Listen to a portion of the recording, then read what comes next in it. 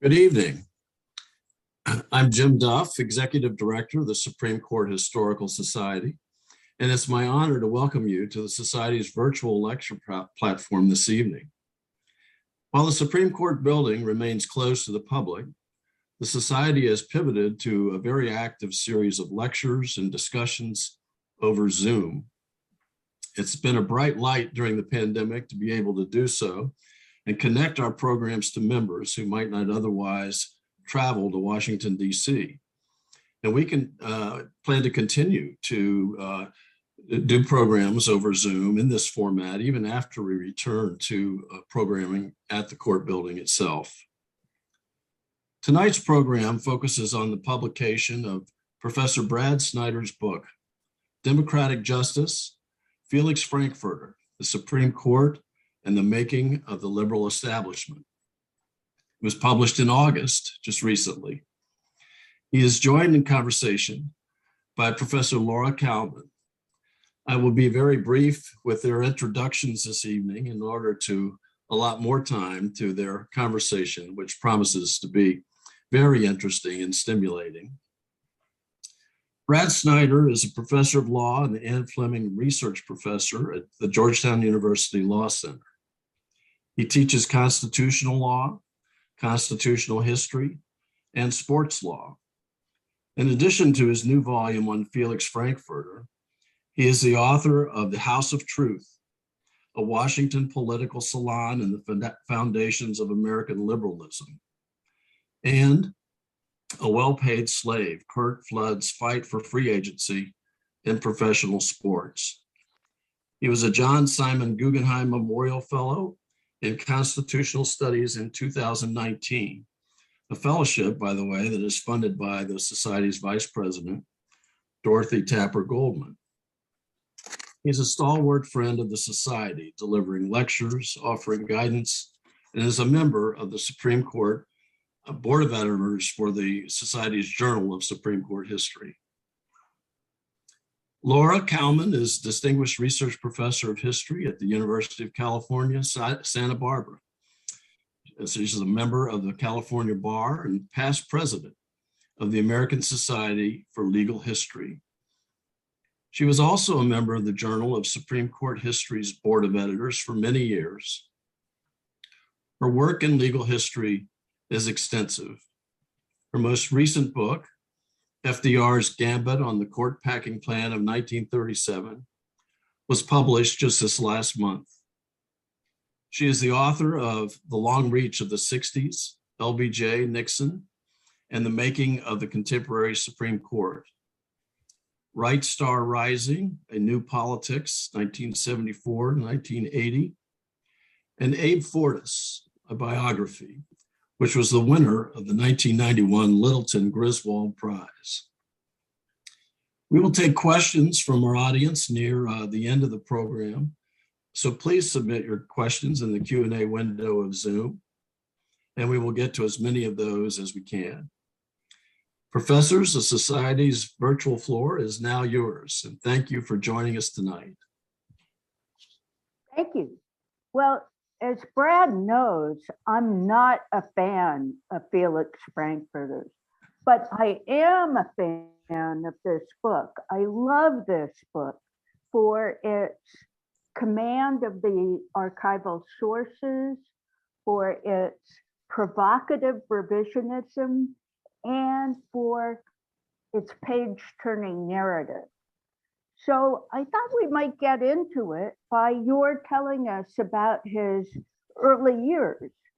Sure, Laura. Before I start, I just wanted to thank Jim for his introduction to the Society, for having me for the umpteenth time, for Jennifer Lowe for all of her work behind the scenes, which is like herding two law professors and getting them on the same page is a little like herding cats, and she's amazing at it. And lastly, I just want to thank you, Laura. I read your biography of Abe Fortas when I was in law school. Judge Richard Posner called it the best judicial biography ever written. So your work is an exemplar for the rest of us. And I would just encourage everyone to go out and buy FDR's Gambit, because it's the same high level work that you've been producing for years and years. So thank you so much for doing this for me. It's a huge honor, and I wanted your skepticism in this conversation. You know, it would be boring to have a Frankfurter love fest at the Supreme Court Historical Society. So I hope we can have a back and forth about Felix kind of warts and all. Is a good way to have a discussion.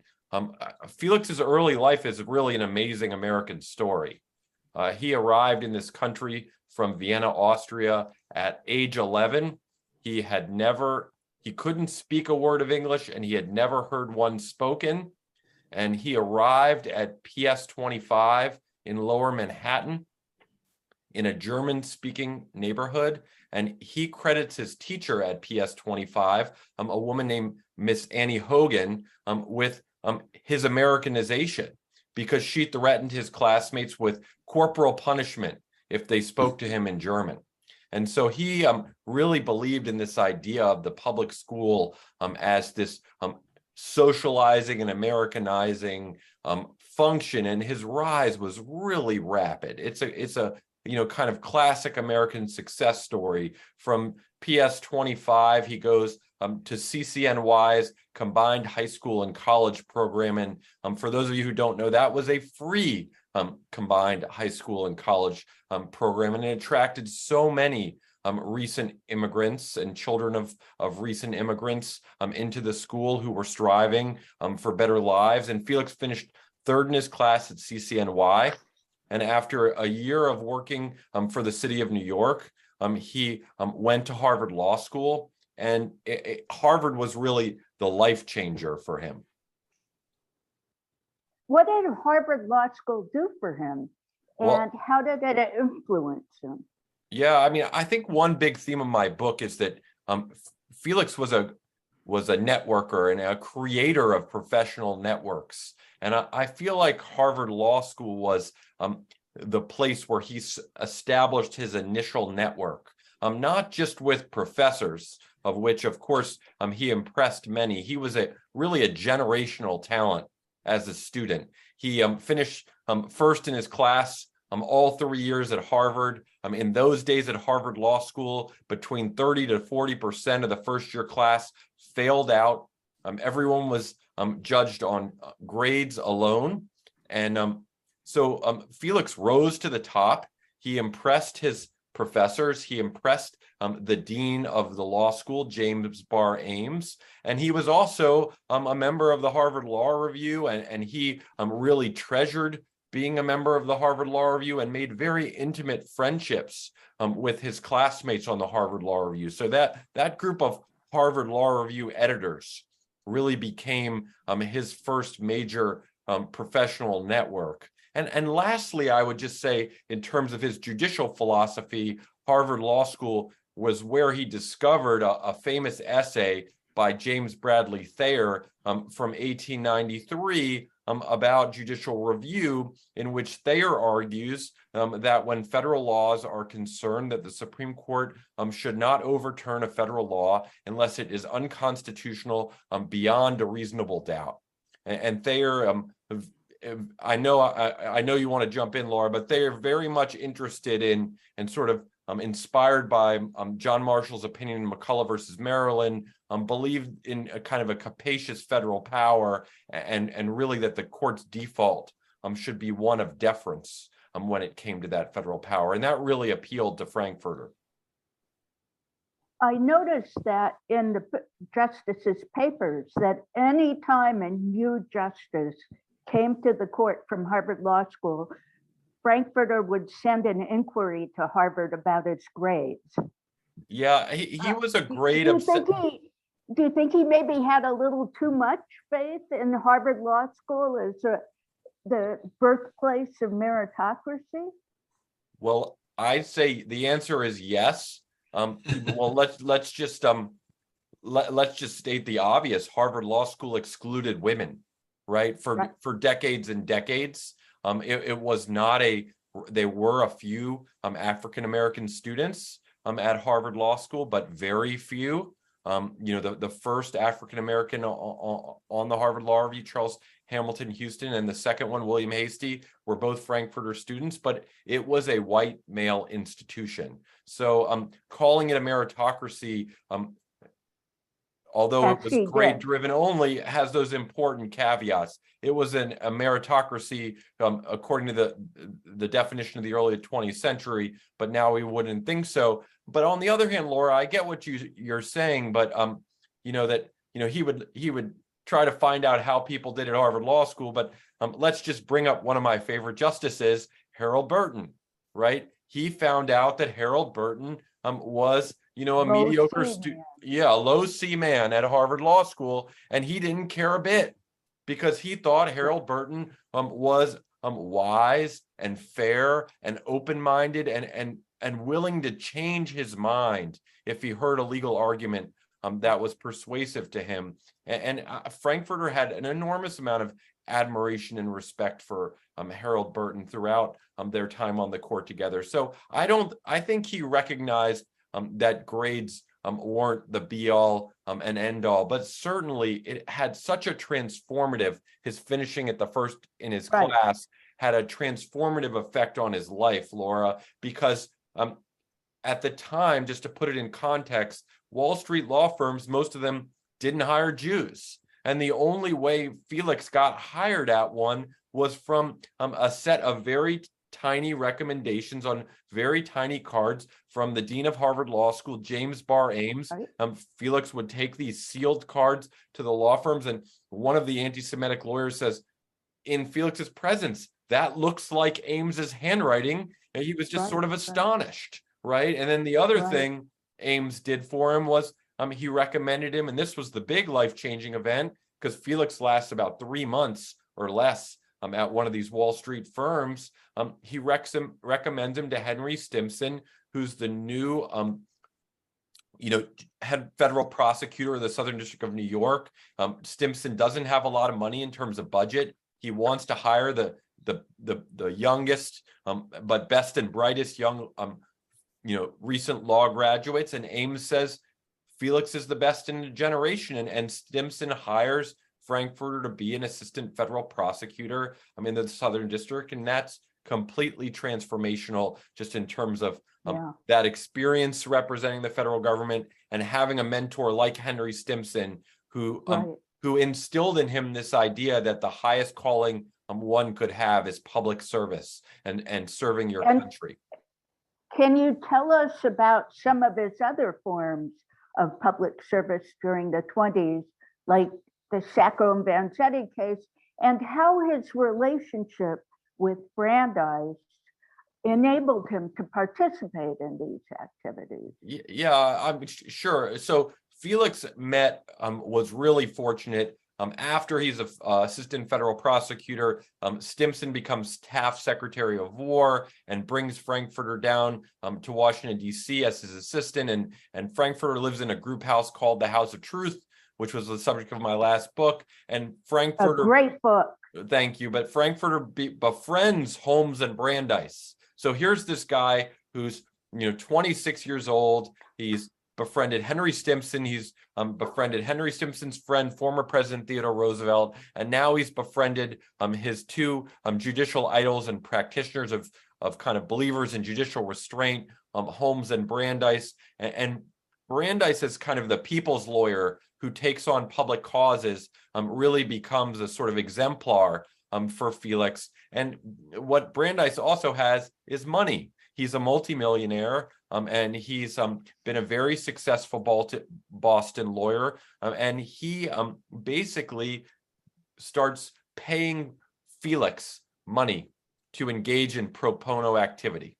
And that occurs probably starting at about 1916, certainly once Felix joins the Harvard Law faculty in 1914, and it continues up until the time that Felix is on the Supreme Court of the United States in 1939. I think the most important thing, Laura, that Felix did in the 1920s was he took on the Attorney General of the United States, A. Mitchell Palmer. He and Zachariah Chafee were appointed by a federal judge in Boston to be a friend of the court in representing some radical immigrants who were rounded up in the Palmer raids, which was a massive roundup of immigrants and radicals during the first Red Scare, and a lot of their Fourth Amendment rights were violated and Fifth Amendment rights were violated, and a lot of the evidence against them was quite thin about whether or not they posed a threat to the country. And Felix and Zechariah Chafee, who's a huge giant on First Amendment jurisprudence, they investigated the cases of these 21 immigrants, and they found all sorts of unconstitutional conduct by A. Mitchell Palmer and his henchman at the time, J. Edgar Hoover, and really exposed them. 17 of the 21 immigrants were not deported as a result of their investigation, and they had a public back and forth with the Attorney General, and that really, I think, made Felix's reputation as kind of a civil libertarian. You right? think that's more important than Sacco and Vanzetti? Well, I think that's, Sacco and Vanzetti, of course, is after that. The Palmer raids episodes in 21. Right. I think once Sacco and Vanzetti, who are two Italian anarchists who are convicted of robbery and murder of a paymaster of a shoe company in Massachusetts, people want Felix involved, right? They know his work on the Palmer raids, and people who are connected with the Sacco and Vanzetti Defense Committee, they want Felix in, and he's kind of resistant at first until 1923 when he sees one of the appellate briefs and an admission by the ballistic experts hired by the prosecution that he had misled the jury. And at that point, the kind of former prosecutor in Felix kind of kicked in, and he's like, this wasn't fair. And he read the entire record, and he realized Sacco and Vanzetti hadn't had a fair trial. And in 1927, he writes a short book, sort of distilling the trial transcript in kind of lay language so the public can make up its mind before Sacco and Vanzetti are executed. And Felix becomes kind of public enemy number one in Boston for writing that book when the case is pending before the Supreme Judicial Court of Massachusetts. And it's no longer about executing Sacco and Vanzetti. It's about, look what Felix Frankfurter, radical Jew, has done in sort of dishonoring the Massachusetts justice, the trial judge in the case, and the Massachusetts Supreme Judicial Court. And the book does a really beautiful job of painting Frankfurter's image of himself and the public's image of him as a radical Jewish alien outsider. To go back to the inside, tell us about his relationship with FDR. You argue he creates a liberal establishment. Yeah, I mean, I think he creates a liberal establishment even before he meets FDR, right? He starts teaching at Harvard Law School. They say, to a man, we want Frankfurter. He's the first Jewish professor at Harvard Law School. He's hired in 1914, and he very quickly befriends. He's young at the time. He's not married in 1914, and he befriends all these young Harvard Law Review editors, tells them stories of the House of Truth, and encourages them to go into government service. And he starts them on that path by choosing them to clerk for Oliver Wendell Holmes Jr. And then when Brandeis comes on the court in 1916, he starts choosing Brandeis's clerks. They're called secretaries.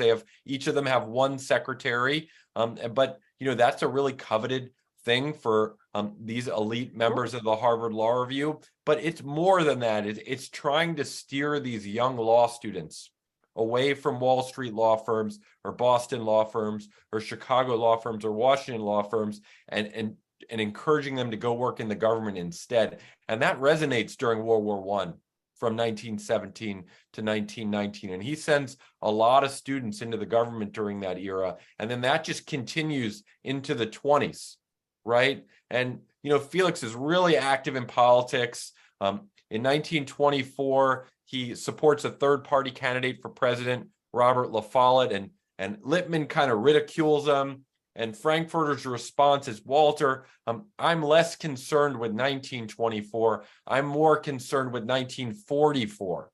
And then, 4 years later, he supports Al Smith for president, and Smith gets trounced by Herbert Hoover. But in that election, Felix reestablishes ties with Franklin Roosevelt, whom he knew in the War Department during World War I. They had worked together in the War Department. And he realizes that when Roosevelt squeaks by and wins the New York governor's race in 1928, in the same election that Al Smith gets, just killed, that Franklin Roosevelt is the future of the Democratic Party, and that the Democratic Party will be the liberal party in America. Now, neither of those two things are obvious, right? 4 years later, in January, Walter Lippmann, writes a column and says Franklin Roosevelt's a lightweight and unfit to be president, right? And Felix sees it way back in 28 that Franklin Roosevelt's the future of the country, and begins advising him on all sorts of things.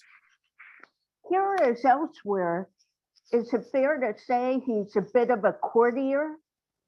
A courtier? Well, that sounds like he's kind of a supplicant, right? In some ways, I think he's more like a professor to Roosevelt, right? He's like Roosevelt can look past the kind of pedantic aspects of Felix's personality, right? The wanting to always teach someone something, and he's open to all of Frankfurter's ideas and solicits those ideas, right? I don't think Frankfurter, I don't think Roosevelt ever got offended by Frankfurter thinking that he was the smartest person in the room. So tell us about the Happy Hot Dogs and the role they played. Right. So when Franklin Roosevelt becomes president in 1932, it's only natural that Felix begins encouraging a lot of his current and former students to go into government, right? And it really even occurs before Roosevelt becomes president. He tried really hard to get Henry Friendly, who may have been his best former student ever, to enter the Hoover administration into the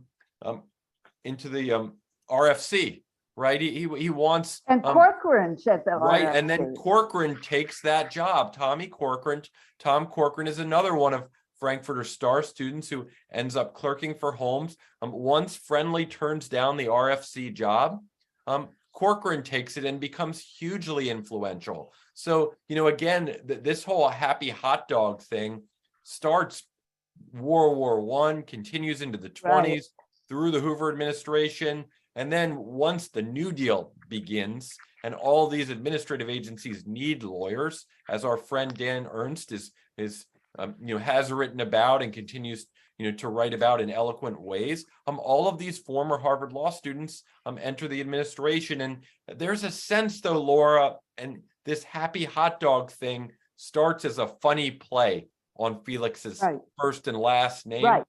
And it begins to take on a kind of anti-Semitic cast. Little midway through the New Deal. General Johnson, the former head of the NRA, starts to wield it in a way that makes Frankfurter look like a Rasputin-like figure in the New Deal. And people start to refer to the New Deal as the Jew deal, right? Because there are a number of Jewish students who can't get into Wall Street law firms who are going into government. Frankfurter saw this as a way of enfranchising a generation of Jews and Irish Catholics who couldn't find elite jobs in private practice, as well as creating a public service bar, right? No doubt. That's a super great point about the Jews and Irish Catholics. You're totally right. There are a lot of outsiders who enter the New Deal because they don't fit the mold of what these law firms are looking for. But he's got a kind of plan for these elite students, and the plan does not involve a New York law firm, right? Henry Friendly breaks his heart by going to the Root Clark law firm because Frankfurter wants him to do graduate work with him as a get a PhD, go clerk for Brandeis, and then go either onto the law faculty or into government, right? Law firms aren't really the plan that Felix has. for his elite students. He sees government as really the highest possible calling. And what's its role during the court fight? During the court, I mean, it's so interesting. I mean, first of all, you even before the court fight in 1935, during what, as you know, Laura, historians call the Second New Deal, after the Supreme Court of the United States. You hate that. I know you hate the phrase, but historians use it. It's after the first set of New Deal programs get struck down in 1935. Frankfurter spends the whole summer of 1935 at the White House, working with legislators, working with Sam Rayburn in the House, working with John Nance Garner and others in the Senate, and getting Roosevelt's second set of legislation passed. So he's really involved in policy making. And Laura, you're the expert on court packing, not me, but Roosevelt keeps Frankfurter in the dark about the court packing plan and says, look, you're going to be in for a shock soon. And he says, all I ask is that, you reserve judgment until we've had a chance to talk. And so Roosevelt announces the court packing plan. Felix has no prior knowledge that it's about to come down. And Felix was not in favor of the court packing plan on the merits, but FDR asked him to remain neutral, and Felix agreed. But at the same time, Felix was really angry at the Supreme Court of the United States. He thought the justices had become politicians in robes by letting their animus toward the New Deal and their animus toward Roosevelt guide some of their decision-making in cases in 1935 and 1936. And he was providing ammunition to Roosevelt and others in the administration, basically making the case against the Supreme Court. He was not willing to make the case for court packing, but he was willing to help make the case against the Supreme Court. He also said he got a lot of criticism for this, Laura. His really good friends, as you know, Grenville Clark, who was one of his classmates and one of the founders of the Root Clark law firm, and C.C. Burlingham, one of the lions of the New York bar and a friend of his, were all over him. They're like, you have to say something about how wrong this is. Right. And he writes this letter, Laura, I know you've seen it, to Grenville Clark, and says, look, I'm already the Jew and the red. Whatever I say is, and the alien, right? The alien and the Jew and the red, right? Whatever I say is going to get misconstrued, and I'm going to become the focus, and it's not, and the legislation is not going to be the focus. And that's his justification for them to staying on the sidelines. A less charitable view is that there was some kind of quid pro quo between Frankfurter and Roosevelt. And I don't think that's true. And I don't think you do either. That Roosevelt never said, if you keep your mouth shut, I'll put you on the Supreme Court. Right. I sort of adopted Alex Bickle's view, who's one of Frankfurter's, closest proteges, that Frankfurter really stayed quiet out of his loyalty to Roosevelt, that Roosevelt had asked him to stay quiet. And there was such a deep bond there that Frankfurter wasn't going to say anything. One last thing about court packing, Laura, because your book is FDR's Gambit is such an amazing book.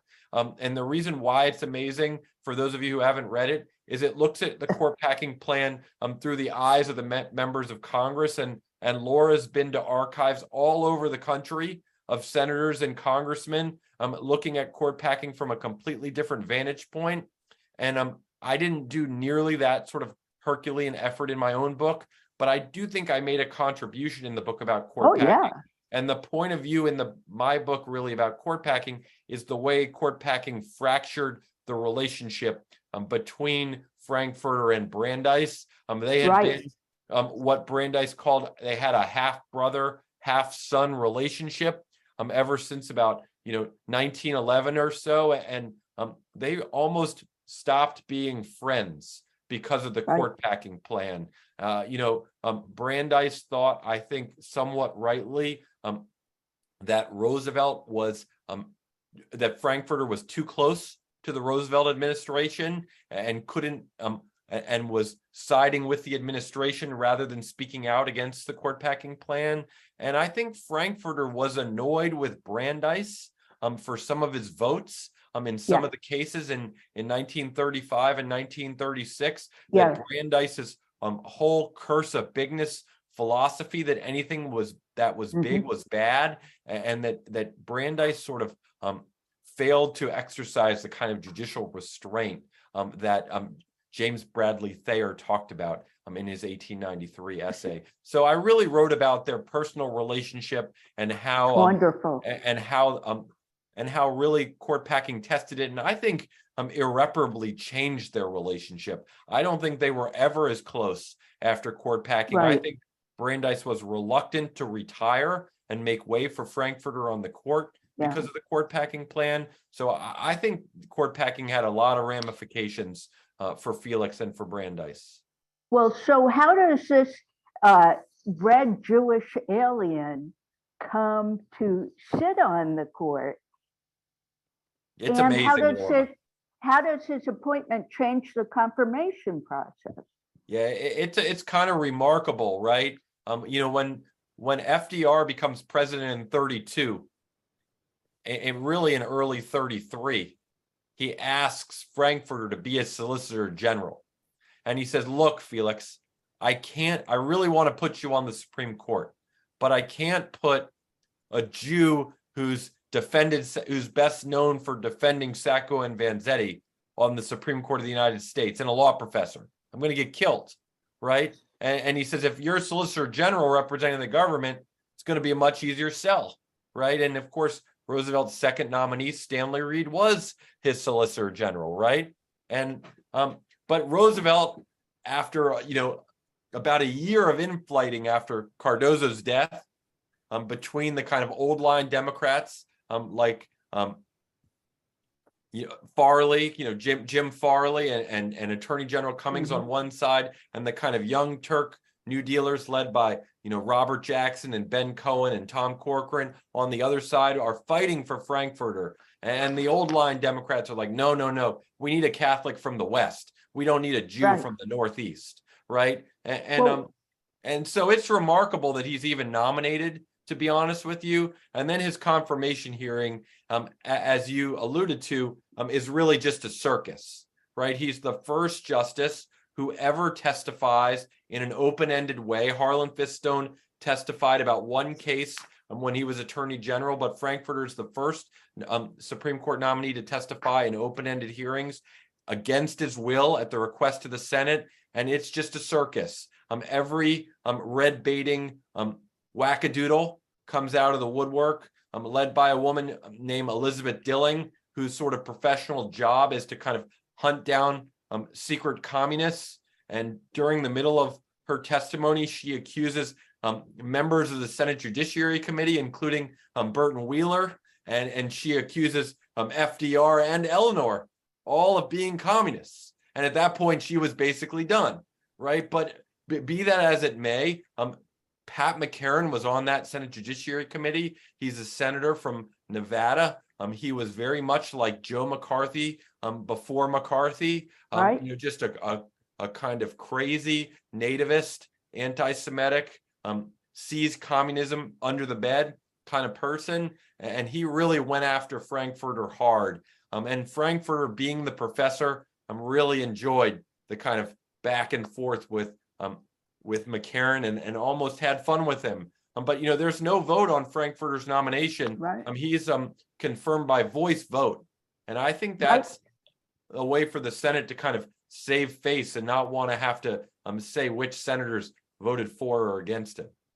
Well, what were liberal expectations for Frankfurter once he got on the court, and how well did he satisfy them?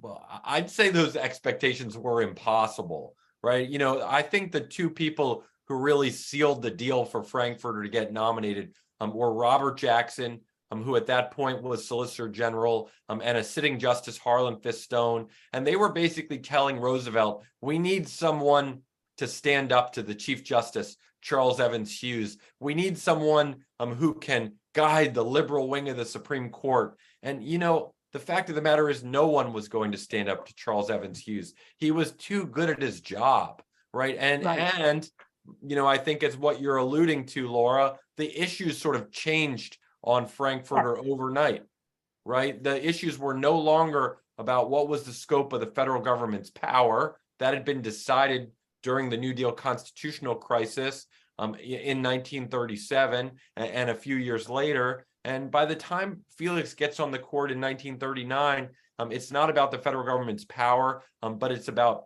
protecting individual rights. And I think those are questions that Felix, as someone who believed in Thayer's theory, saw as in tension with deferring to the democratic political process. There's so much I'd like to ask you about his court years. But can you talk a little bit about his relationship with his colleagues? Because I think that's really interesting. Yeah, and I think what Laura really means by that nice question is she thinks Felix annoyed all of his colleagues, right? He did. So I would push back, obviously, Laura, hard. He annoyed some colleagues by being professorial and by being pedantic, by being a know-it-all, by being a very argumentative person, and that turned some colleagues off in a big way. But he was early on. Who were they? Well, I mean, William O. Douglas, who was one of these young New Dealers who was, advocating for Roosevelt to nominate Frankfurter and was appointed to the court shortly after Frankfurter in 1939 when Brandeis retired within weeks of Frankfurter joining the court. William O. Douglas just couldn't stand him. There was a real clash of personalities. Frankfurter thought, I think, somewhat rightly, that Douglas's votes were in many ways influenced by his aspirations to succeed FDR as president. And he held on to this idea in 1944 and 1948 that he was going to be the Democratic presidential nominee. And Felix didn't like that. Now, at the same time, Felix has his own conflicts. He's advising FDR and the administration while he's on the Supreme Court. He's advising Henry Stimson, who's back in the War Department as the head during World War II, and John McCloy, Stimson's assistant, and that's totally wrong. As I wrote in the book, Korematsu at the time is a hard case, but Felix shouldn't even have been there because he was advising the War Department. The Nazi saboteurs case was a hard case, but Felix shouldn't have even been on the case because he was advising Henry Stimson about what to hold a military commission. And I really fault Frankfurter for that. I think he crossed too many ethical lines, and I think he saw other people crossing ethical lines like Douglas and got annoyed. And I think he should have looked in the mirror during those war years and said, hey, maybe I shouldn't sit on Korematsu. Hey, maybe I shouldn't sit on an ex parte Kirin, the Nazi saboteurs case. And he would have been better off that way. I think if he were to push back on us, we know how World War II came out, right? We know the Nazis lost. And Frankfurter saw this as an existential threat. And he saw this as the war for civilization. And he had an uncle that he had rescued from a Nazi prison through State Department contacts in 1938. He had people who were being victimized by the Nazis, and he thought the ends justified the means in helping out Stimson and McCloy. I'm not justifying what Frankfurter did. I think his ethics were off base in sitting on those cases, but I think he would say, maybe I didn't pay as much attention writing opinions. Maybe I crossed some ethical lines in advising members of the War Department, but the most important thing was to defeat the Nazis, to defeat the Axis powers, and to defeat fascism. And so I just think it's easy to sit back and say he shouldn't have done all those stuff, but we didn't know who was going to win that war. And very different from what Douglas was doing in his politics. I mean, Frankfurter wasn't trying to get elected president. There are so many more questions, but before we jump to audience questions, can you tell us what surprised you most about researching the book and what surprised you most about Frankfurter? I think the most fun I had, Laura, was a 4-day trip I took when I had small children to England. The first thing was Isaiah Berlin's letters were a great source for me, because Joseph Alsop was writing Isaiah Berlin, all the gossip that was happening with the Georgetown set, and Marion Frankfurter from her and Felix's time in England for a year as the Eastman Fellow at Oxford were very close to Isaiah Berlin, and she had a really close intellectual relationship with Berlin, and she would write him very intimate letters about what was going on, and that was amazing. And so that Anglophile piece was super interesting, but also the 3 young British children of a former student who helped write his Sacco Vanzetti book. When they take them in during the Blitz, during the bombing of London in 1940, that just showed me a different side of Felix as someone who loved children, and he and Marion were in many ways wonderful parents, even though they didn't fit the kind of they were childless, and you wouldn't think at their age that they would be good parents, but they really were. And maybe the most marvelous thing I got to do was visit with the youngest of those 3 British children, who was sort of the apple of the eye of Marion and Felix Frankfurter, Oliver Gates. And Oliver Gates has since passed away of cancer since the books come out. But I just feel so privileged. He not only let me into his home, he had me stay overnight. I got to look at all of the books that he had inscribed by Frankfurter, all the letters from Felix and Marion during the war.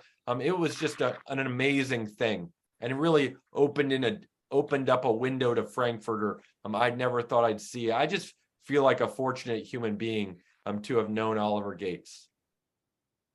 Well, can you talk a bit about Frankfurter's role in Brown versus Board of Education and how important he was?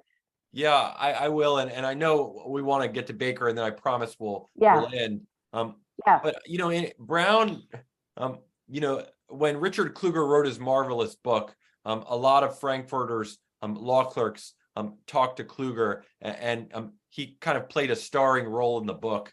And then there was kind of a reaction to that, Laura, as you know, and the revisionists kind of said, hey, they started to really believe Justice Douglas's conference notes that Frankfurter was somehow going to come out the other way in Brown versus Board of Education, and changed his mind. And I really pushed back on that idea, that Frankfurter really played a critical role in achieving unanimity for Brown. And we can debate on whether or not unanimity was a good thing in that case. But for the entire 52 term, the first time it was argued, and Fred Vinson was the chief, it was Frankfurter who dispatched his clerk, Alex Bickle, to write about the history of the 14th Amendment. It was Frankfurter who implored his colleagues to re-argue the case, and drafted with Bickle the questions for re-argument. And really, Earl, what I really push back on, and I'm not denigrating Earl Warren, he's one of the great Chief Justices of the 20th century, and the subject of your next Holmes Devised volume, Laura, that I can't wait to read. But this idea that Earl Warren, on his own, as this kind of skillful politician, an amateur constitutional lawyer, could somehow, by cult of personality, achieve unanimity, seems super unrealistic, particularly, Laura, the timing. Warren was a recess appointment to the Supreme Court by Eisenhower.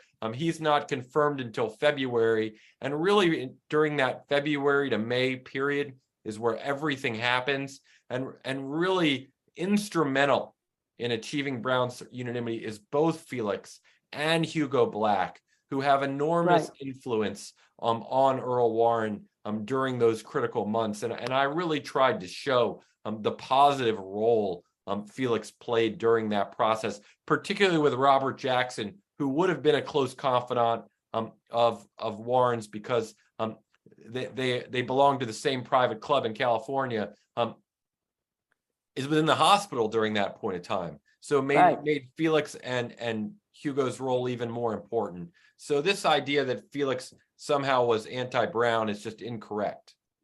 But then he does become estranged from the Warren Court. And I guess my last question would be, how does Baker v. Carr complete his estrangement from the court? Yeah, I think that estrangement, Laura, really begins in the Red Monday cases in 1957, where he sees the court. He doesn't have a problem with the way the court decides the case, the outcome. It's the kind of the way the opinions are written. He sees the court kind of aggrandizing its own power at the expense of the other branches, and that to him, he's completely against this idea of judicial supremacy, the idea that the Supreme Court has the last word on the Constitution. And really, I think where he kind of broke with the Warren Court was in Cooper versus Aaron, where in Justice Brennan's opinion, Justice Brennan claims that the Supreme Court is the supreme expositor of the Constitution. He cites Marbury versus Madison, and Frankfurter and Harlan go crazy over that. And, Frankfurter kind of writes separately, annoying all of his colleagues in the Cooper case, because he really wants to write more in the register of, hey, governors are supposed to follow the rule of law and federal court orders, not because the Supreme Court has the last word on the Constitution. And Brennan really doubles down on that idea in Baker versus Carr, Laura. He says in Baker versus Carr, as you know, he says the Supreme Court is, quote, the ultimate constitutional interpreter, and again cites Marbury, in my opinion, totally out of context. And that idea is just an anathema to Frankfurter, that the Supreme Court is all powerful in interpreting the Constitution. Frankfurter believes that the executive branch and the Congress play co-equal roles in interpreting the Constitution, particularly when it comes to the 14th Amendment, with Section 5 giving Congress a textual basis to interpret the amendment. So I think, Baker versus Carr was a culmination of things that were brewing in 57 and 58. And by the time we get to 62 and Baker, he thinks, the Supreme Court's not going to be liberal forever. It was his big point to his law clerks. He sees during the bulk of his life the Supreme Court as a backward-looking, reactionary institution, and he's worried about aggrandizing the court's power. Thank you. I think we have time for some questions.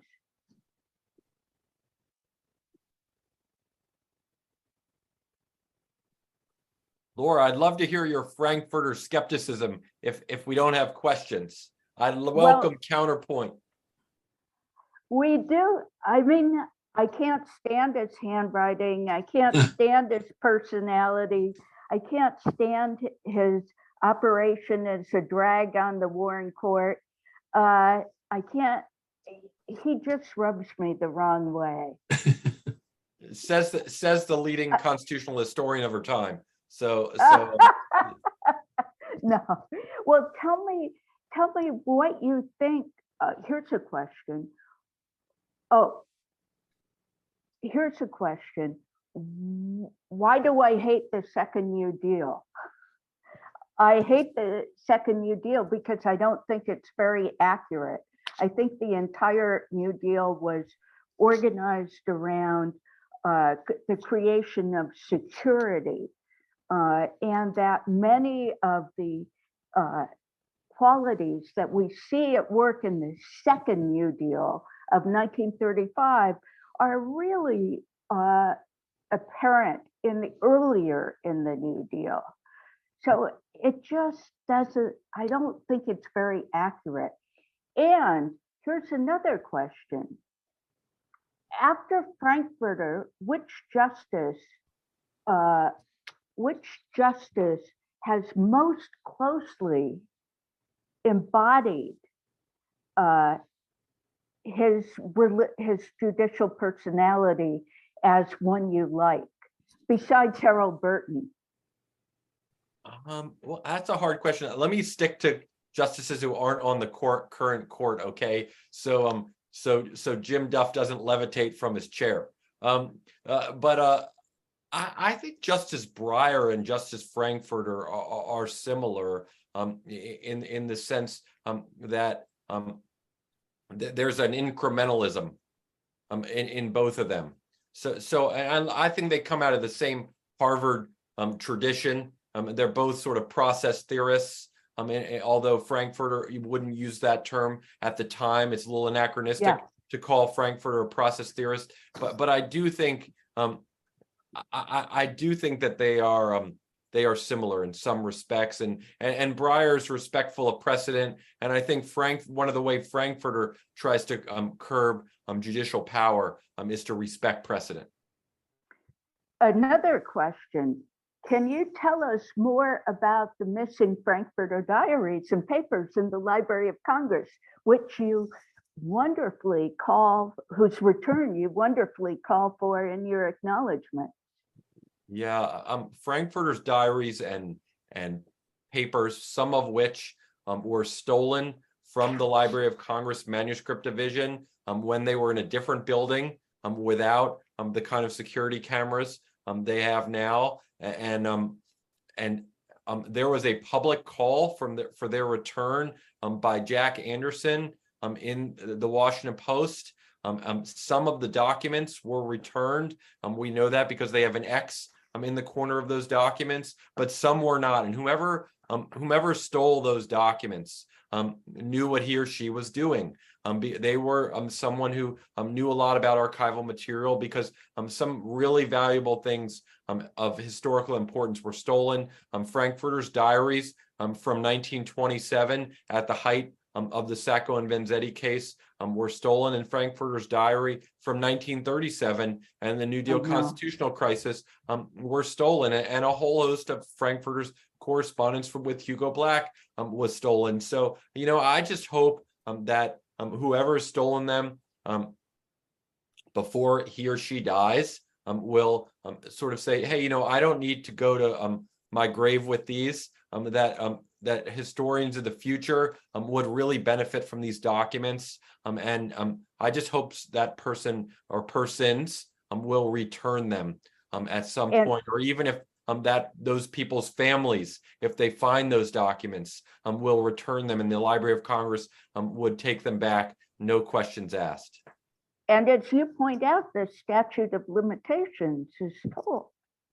Well, I mean, I think so. I don't want to give legal advice, but I don't think I think that the chance of prosecution is infinitesimally small. The justices' papers are not governed by the Federal Records Act the way the papers are at the National Archives. So that's a big difference in terms of criminal prosecution. Now, here's another question that you said you debate whether unanimity in Brown was really so important. And for example, Justin Driver has suggested it wasn't. What is the argument for the proposition that unanimity was good or bad? I think it's really more Justin's argument, not mine. And I'm a huge fan of Justin's work, as I am yours, Laura. Justin, I think, rightly suggests that the court, in order to achieve unanimity, had to write Brown in a certain way, right? For example, they limited the opinion to education rather than interpreting what the 14th Amendment means broadly, rather than, for example, overturning Plessy versus Ferguson, right? Plessy versus Ferguson is not explicitly overruled in Brown versus Board of Education. Right. There is not a broad-based principle of either what today we would call anti-subordination or anti-classification articulated about the Equal Protection Clause of the 14th Amendment. And maybe that would have sacrificed one or two votes, but I think it would have been better long-term, and agree with Justin, if we had more interpretation of the 14th Amendment and the Equal Protection Clause. And I think that fell by the wayside when their primary motivation was unanimity. The other thing I would just add as a counterpoint, Laura, it's easy to say today that unanimity is overrated. But Justin's written eloquently about the Southern Manifesto in the Texas Law Review, and you just had a fierce opposition to Brown that they knew was coming. And so, they were kind of covering their flanks by being unanimous and limiting it to education. And, but the problem was the Southern Manifesto was a very legalistic document, analyzing Brown based on text, history, precedent, and structure. And the Brown opinion didn't really do that. and that was one of its real weaknesses. So that's what I think Justin's sort of saying, is Right. that we could have used Right. more about text, history, precedent, and structure, and less And about kind of the importance of education in our society. So this is the last question before we wrap up. Someone wants to know what you're working on next.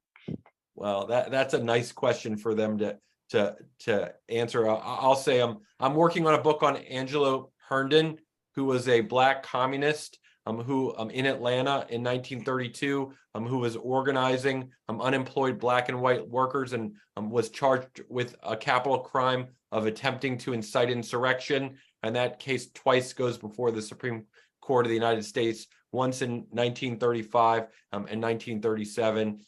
I just want to reiterate for people that they should buy your book, Laura, FDR's Gambit, and that like most, I've read it, it's amazing, and I'm eagerly awaiting the definitive history of the Warren Court that you're writing about, the Holmes Device series, and the rest of us are all better off for your having done that. So thanks for that. Thank you so much, Brad. And I just want to reiterate that, so you didn't quite make me like Frankfurter, you did make me appreciate him a bit more. And I love your book. Thanks, Laura. That's nice of you to say. Well, I want to thank both of you, Professor Snyder and Kalman, for this engaging conversation tonight. You have our sincere gratitude, not only for this wonderful presentation tonight and the discussion, which is very stimulating, but for all you're doing to preserve Supreme Court history. We're in your debt, and we're very grateful for the hard work you all do. It's very thorough, and we enjoy it tremendously. So we can't wait to have you on other programs. We do have signed copies of both of the professor's books in our gift shop, Professor Snyder's books, including Democratic Justice, which I'm going to hold up and let you know that it's available in our gift shop at www.supremecourtgifts.org.